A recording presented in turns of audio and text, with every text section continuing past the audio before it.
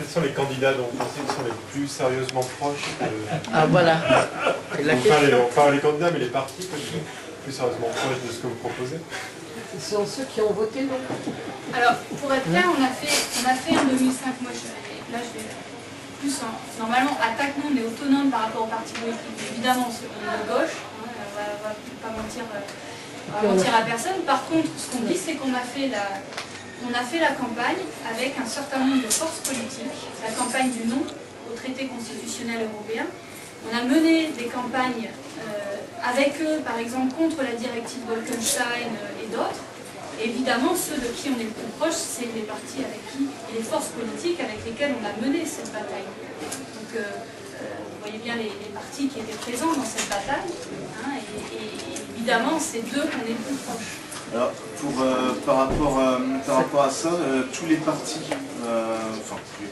toutes les grandes tendances sont informés de la séance de ce soir, puisque systématiquement j'envoie les informations de manière assez vaste, c'est public, tous ceux qui veulent savoir qu'il y a une séance ce soir le savent. Bon, il y a personne, il y a peu de monde de partis politiques qui sont ici ce soir, hormis... Le Parti communiste. Voilà. Oui. Il y a le Parti de gauche, il y a le Front de gauche, il y a Jean-Claude Cinquin, il y a le NPA. Voilà. Parti communiste. Merci d'être là.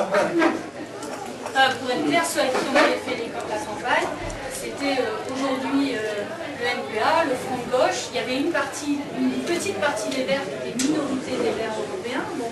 Alors maintenant, c'est vrai que dans la liste, il y a Cohn-Bendit qui est un défenseur du oui. Et ce que je voulais dire, que je ne voterai pas pour ces élections. Il n'y a personne qui représente mon opinion. Et maintenant, c'est fini. Je ne veux plus voter pour des gens qui ne représentent pas. Parce qu'il fallait toujours voter au moins pire. On a été jusqu'à l'élection Chirac-Le Pen, là où il fallait... Voilà, et là, il n'y a personne qui représente. Ce que je regrette, il y a eu un débat très riche pour le référendum, pour le traité constitutionnel européen, qui n'a pas lieu à cause d'êtres humains qui ont créé des partis politiques. Un parti politique qui ose vouloir s'appeler nouveau parti politique anticapitaliste. C'est déjà grandiose. Après le Front de gauche, quand je vois les représentants du Front de gauche, Bourguignon, je vois Jackie Dubois, Bourguignon, alors là, je regrette, mais ce type-là, il est adjoint au maire à Châlons avec le PS, la politique qui mène à l'heure actuelle, le Front de gauche, il peut dire ce qu'il veut. Je ne pourrais jamais voter pour un personnage pareil. Alors moi, je ne me sens pas du tout voté. Il y a eu un mouvement pour essayer de monter des listes communes des partis ayant appelé à voter non à ce traité. Ça n'a pas été possible, mais pour des raisons vraiment très partisanes et très humano-humaines. Alors bon, il faut arrêter, il y a un moment où il faut l'arrêter. Moi, je voudrais rebondir sur ce que vous venez de dire. C'est vrai, il y a eu cette tentative, ce mouvement qui est une tentative de lutter. Ça n'a pas eu lieu, mais ce n'est pas pour ça que moi je vais m'abstenir, absolument pas.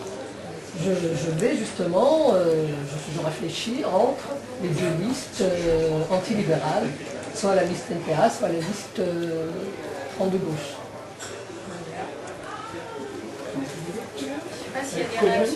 Il s'engage sur un certain nombre de positions que l'ATTAC a prises. Les partis les plus proches, ça ne suffit pas d'être proche, il faut vraiment qu'ils s'engagent.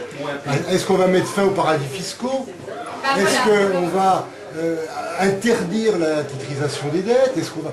Il y a quand même toute une série de revendications ou de phénomènes qui nous ont conduits là où on en est. Est-ce qu'il y a véritablement des partis qui s'engagent de façon très concrète sur ces aspects-là? Aussi bien le Front de gauche que le NPA, ils sont tous les deux sur cette position-là. Il n'y a pas de différence, vraiment, il y a quelques différences, des divergences, sinon on serait tous dans le même parti. Mais il n'y a pas de divergence fondamentale par rapport aux propositions d'attaque ou aux propositions des uns et des autres. Le fait qu'ils soient séparés, le NPA et le Front de gauche, c'est question de stratégie politique. C'est pas une différence, enfin, Jean-Pierre pourra me dire ce qu'il en pense, mais il n'y a pas de différence pas de stratégie, de tactique.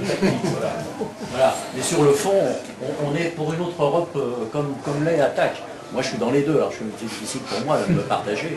C'est quand même grave de dire qu'on a tous, on a tous la même idée d'aller et qu'on ne peut pas faire l'unité parce que le peuple attend ça. Zut, à la fin, il y en a qui crasent la fin. On voulait faire l'unité, hein, et ça s'appelait comment? La fédération. La fédération.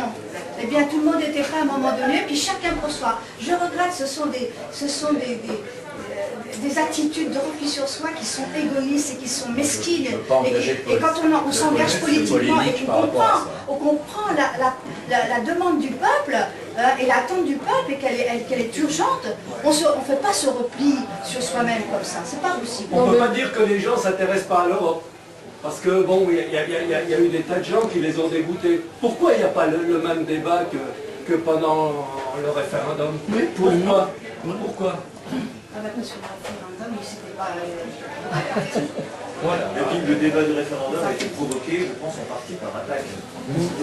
Parce qu'il y a eu un débat sur Internet beaucoup plus important que maintenant. C'est extrêmement battu pour que le débat ait lieu à un moment donné. Vous vous souvenez, il y avait une couverture médiatique totale, par des médias dominants pour le oui. Oui, bien sûr. Partout, quoi. Donc, il a fallu se battre avec de l'éducation populaire de terrain, etc. Ce qu'on a essayé de faire sur le traité de Lisbonne, et on n'y est pas arrivé. Et je pense que d'ailleurs, ça pose une question, parce que vous voyez dans le film, à un moment donné, à la fin, Salès et puis Suzanne Georges aussi disent « Ah ben si vous votez non, vous verrez, on aura un grand débat et puis on va avoir un nouveau traité, etc. » Moi, quand même, je pense qu'il faut aussi qu'on se pose la question, pourquoi on n'a pas été capable, alors certes, il y a des responsabilités des médias, etc., mais des politiques, mais pourquoi on n'a pas été capable, après le non, de transformer l'essai et de faire en sorte qu'il y ait, c'est ce qu'on espérait, on espérait qu'après le non, il y ait un grand mouvement européen pour une autre Europe, etc. Et le fait est, 4 ans après, qu'est-ce qu'on peut dire? C'est qu'il n'y a pas... Là, ça s'est empiré, la situation. Je veux dire, entre-temps, il y a eu la privatisation de la Poste, il y a eu la directive temps de travail, il y a eu la directive de la honte, on a une présidence française de l'Union absolument abominable, on voyait dans les médias que c'était génial, etc. Oui, et ça continue. Et ça continue. Et les politologues font le constat que la gauche européenne n'a jamais été aussi faible depuis 50 ans. Depuis la Seconde Guerre mondiale, la gauche européenne, regardez qui est à la tête de chaque État, n'a jamais été aussi faible. Et je crois que le mouvement social est à son image, notamment le mouvement syndical. Parce que le mouvement syndical européen est extrêmement faible aussi. Oui, mais avec des manifestations intersyndicales européennes majeures en ce moment, où la France ne participe pas. Exactement. Bon, à Berlin, il va y avoir 100 000 manifestants. Dans la semaine prochaine, il y en a eu à Madrid, à Bruxelles, hein, et il y avait énormément de monde, et en France, la mobilisation a été très légère, quoi. Il y a eu quelques permanents de la CGT ou autres qui sont allés, enfin FO, etc. Mais bon, on n'en a pas beaucoup parlé, hein, du mouvement social. Et moi, je crois que si on en reste au bulletin de vote, ça suffira vraiment pas, hein, pour faire le poids.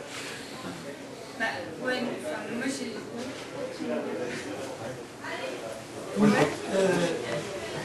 parlait un petit peu de la carence des partis politiques. Quel peut être le rôle du mouvement associatif et des associations? Le rôle du mouvement associatif. Je pense que s'il y avait eu une unité au niveau de ceux qui ont voté non, il y aurait une dynamique qui serait mise en route beaucoup plus importante. Et je dis que tout n'est pas fichu encore, on a encore quelques semaines, on se souvient qu'effectivement ça avait du mal à démarrer quand même. Ça a duré plus d'un an de mobilisation, alors que là, en 3 semaines... Oui, non, mais c'est vrai qu'il reste